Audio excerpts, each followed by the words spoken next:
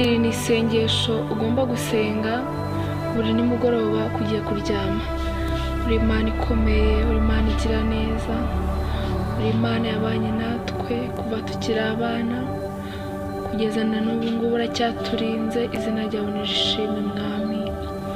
Uwiteka wabanye natwe umunsi wose, si ku bushake bwacu, si kubw'imbaraga zacu, ahubwo ni imbaraga zawe n'urukundo dufitiye. Izina ryawe nirihimbazwe.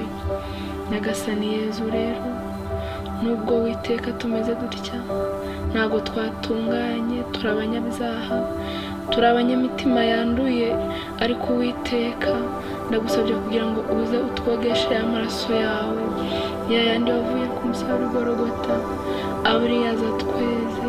Ijambo ryawe ryarambwiye ngo Uwiteka utuboneho y'amaraso yawe, ngo kuko ubonyeho ayo maraso umwita umukiranutsi, nta rubanza umucira. Uwiteka ndagusabye kugira ngo unyeze, umboneze. Uwiteka ngaragare neza mu maso yawe. Nizeye imbabazi zawe, nizeye kugira neza kwawe, maze kunyeza no kuntunganya. Nyagasani Yezu, dore ngiye kuryama, ndakwiragije, ngiye mu gicucu c'urupfu, aho Satani yicira abantu. Ndagusabye kugira ngo uzundinde, ijoro ryose ndarikuragije. Mwami Imana, nabyuka ngihumeka umwuka w'abazima, ndashaka kugushima.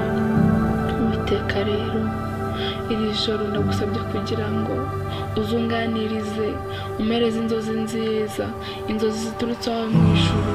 Mwami Yesu, ndinde guhunikira mu ijuru. Icyo nanze ni imigambi ya Satani, imigambi y'umubi, gukora kwa Satani ndakwanze. Ndagusabye kugira ngo imbabazi zawe abe arizo ziza, abamarayika bawe, babandi bashinzwe kurinda abantu nijoro, aba aribo baza baganze iri joro. Izina ryawe rishimwe. Mwami Yesu, urabizi ko tugukeneye, buri munsi turagukeneye, mu byo dukora turagukeneye. Ndagusabye kugira ngo unkomereze amaboko, umpe kwihangana mu bigeragezo, kandi umpe kugukomeraho. Uzandinde kwibagirwa aho wankuye. Izina ryawe rishimwe. Ibyo nagusaba ni byinshi, ibyo nakwaka ni byinshi. Ubimpane n'abera bawe, nibyo nsenze nizeye ko ubikoze mu izina rya Yesu Kristo.